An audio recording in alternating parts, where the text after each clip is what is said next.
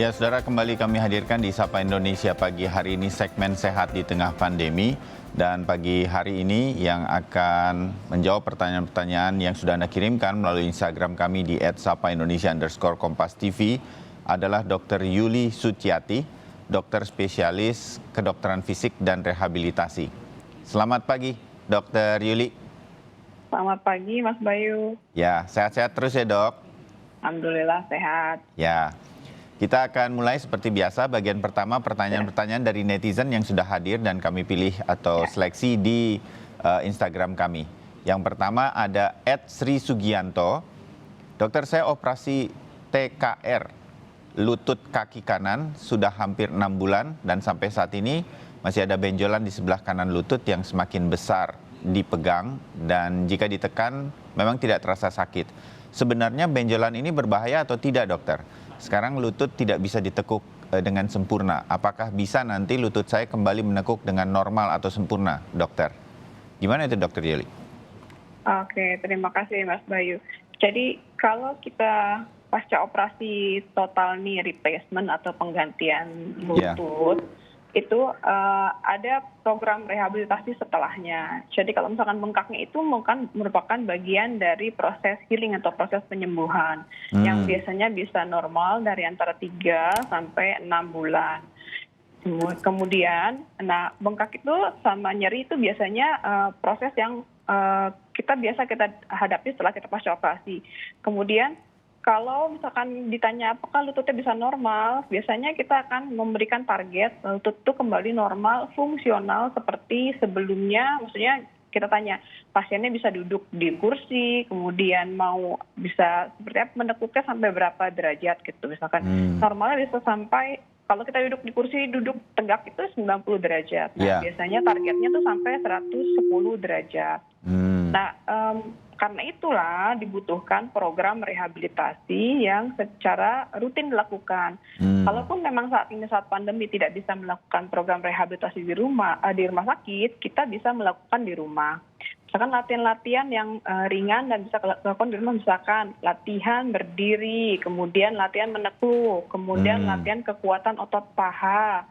Nah, itu juga dilakukannya bertahap, jadi sehari itu bisa 2-3 kali. Kalau bengkaknya itu, kalau misalkan kita habis latihan dan bengkak, kita bisa melakukan es atau dikompres air dingin atau es.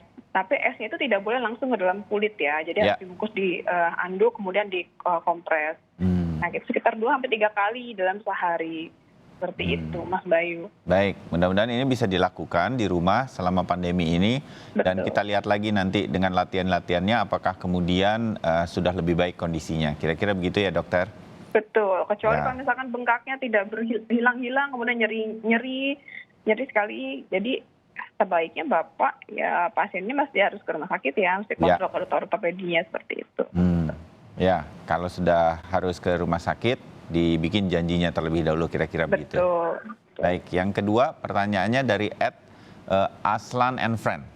Pagi dok, sudah 3 minggu ini lutut bagian bawah saya terasa nyeri dan sakit sekali jika ditekuk. Sepertinya ada masalah dengan otot saya di bagian lutut ini. Bagaimana ini dok, pengobatan apa yang bisa saya lakukan sendiri karena untuk saat ini saya takut periksa ke dokter. Sayang sekali nggak disebutkan karena apa rasa sakitnya, apa terbentur atau sesuatu begitu ya, Dokter Yuli ya. Biasanya karena apa ini? Biasanya kalau kita nyeri lutut, kita harus tanya dulu kan, nyerinya kapan, di mana. Terus pasiennya juga kan harus tahu usianya berapa. Kemudian apakah dia aktivitasnya hari-harinya seperti apa. Betul tadi kata Mas Bayu, apakah ada riwayat trauma, jatuh, terbentur. Nah, baru kita bisa lakukan pemeriksaan fisik. Apakah ada demam, ada bengkak di sekeliling lututnya, seperti itu. Kemudian aktivitas apa yang terganggu? Misalkan tadi dibilang, saya tidak bisa naik turun tangga, atau tidak bisa sholat, tidak bisa jongkok, sulit, berdiri. Nah, biasanya kita periksa lagi tuh, ada nggak bengkak di sekitarnya, kemudian nyeri nggak di bagian mana lututnya. Yang paling mudah pada saat kalau misalkan itu memang kita lakukan dia periksa dulu, kompres dulu dengan air es ya. Kemudian kalau misalkan dia memang nyeri sekali gitu, memang butuh paling pertama memang butuh obat pereda nyeri. Kemudian tapi juga perlu dilakukan diagnosis perlukah rongsen, perlukah USG gitu kan, ataukah perlukah MRI. Jadi diketahui apakah penyebab dari nyeri lututnya tersebut. Iya. Jadi memang harus diperiksakan kalau memang agak panjang Betul. waktu rasa sakitnya ini, lebih baik periksa ya dok ya, lebih Betul, detail betul, jadinya. betul. Jadi lebih detail dan lebih tahu, jadi tidak mengira-ngira ya, Ya, serangan nyeri lutut karena apa. Gitu. baik. Mudah-mudahan nanti bisa diikuti juga sarannya. Betul. Pertanyaan ketiga di Instagram kami dari @ani_iskandar396. Selamat pagi dokter, saya pernah jatuh. Terus dalam jangka waktu yang panjang ada pembengkakan di otot sebelah kiri pas dekat tulang belakang. Tetapi saya pernah ronsen, tidak ada saraf yang terjepit dok. Apakah situasi ini berbahaya untuk ke depan atau di hari depannya dokter? Nah bagaimana ini dok? Nah, sama seperti ini ya. Kalau misalnya kita jatuh di tulang belakang, jatuh biasanya kan kita harus cek dulu apakah ada tanda-tanda kegawat daruratan kalau misalkan jatuh, ataukah memang hanya yang terkena jaringan lunaknya saja. Tadi dikatakan bahwa dia ada bengkak di otot kiri sebelah tulang belakang, dia sudah di rongsen, tidak ada saraf kejepit. Sebenarnya datanya lagi dilihat dari tulang belakangnya, adakah yang retak, adakah yang geser. Kalau memang tidak ada, memang dikatakan normal, berarti memang itu hanya cedera dari jaringan lunaknya. Sama seperti itu, yang tindakan utama yang perlu kita lakukan adalah pada saat kita lakukan kena trauma atau injury, memang harus diistirahatkan. Jadi rest, kemudian diberikan ice compress es, kemudian dilakukan tekan dan dilakukan istirahat seperti itu. Jadi apakah berbahaya untuk berikutnya? Nah kalau misalkan sampai saat ini dia ada nggak keluhan nyeri menjalar ke kaki, misalkan ada kesemutan kah, ada gangguan buangan besar, buangan kecil kah, kemudian kekuatan ototnya dia berkurang, maka baru kita melakukan itu suatu tanda-tanda bendera merah atau red flag. Nah itu memang harus ke dokter. Jika tidak, memang itu hanya cedera jaringan lunak dan itu akan perlahan-lahan dia akan membaik. Seperti itu Mas Bayu. Ya, mudah-mudahan sih tidak ada masalah Tidak ada ya ke depannya. Ya. Amin. Sebelum saya lanjutkan ke pertanyaan terakhir untuk bagian pertama, saya ingatkan untuk telepon interaktif bagi Anda yang ingin bertanya dengan Dr. Yuli mengenai apa saja berkaitan dengan spesialis Dr. Yuli, kedokteran fisik dan rehabilitasi di 021 5366 0500. Nah, pertanyaan yang keempat, Dr. Yuli, dari @Wulandari Ahmad. Usia saya 45 tahun, saya pernah terpleset dan tulang ada yang retak dan sendi di mata kaki agak renggang. Kaki sempat digips selama kurang lebih 2 bulan. Sekarang sudah bisa beraktivitas normal, tetapi sendi memang tidak bisa senormal dulu. Terapi apa lagi yang bisa saya lakukan agar sendi bisa kembali normal lagi ini dokter? Terima kasih. Dokter Yuli.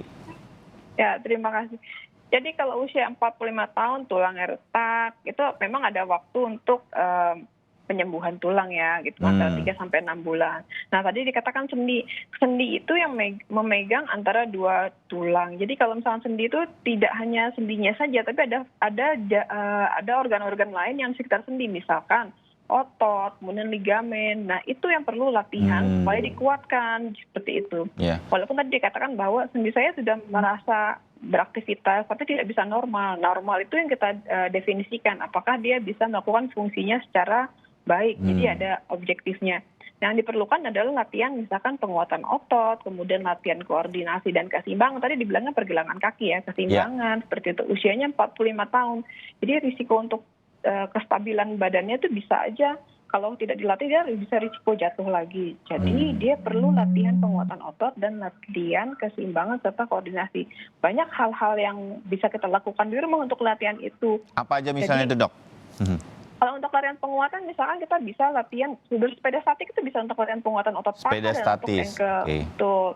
Kemudian latihan keseimbangan itu latihannya gampang, kita berdiri 2 kaki, kemudian angkat 1 kaki seperti itu, atau itu juga bisa latihan keseimbangan. Kemudian latihan jalan dengan tandem, itu hal-hal yang kecil yang bisa kita memberikan sensor input kepada ankle kita supaya stabil lagi seperti itu. Oke. Nah, hal semacam ini yang mungkin mesti ditambah sedikit supaya kesembuhannya, prosesnya betul-betul jadi sempurna, kira-kira begitu ya Dokter Yuli ya? Betul, jadi banyak latihan-latihan yang bisa dilakukan di rumah dan sebenarnya sih bisa ya kita ketemu dokter by appointment, kemudian meminta program latihan di rumah, jadi itu kita lakukan. Intinya sih kita mau melakukannya latihan di rumah walaupun tanpa diminta atau ditemani oleh dokter seperti itu atau perawat gitu. Baik, oke. Dokter Yuli, terima kasih jawabannya untuk netizen yang sudah mengirimkannya di Instagram kami. Kita jeda untuk kemudian setelah itu menjawab pertanyaan dari line telepon interaktif. Kami segera kembali.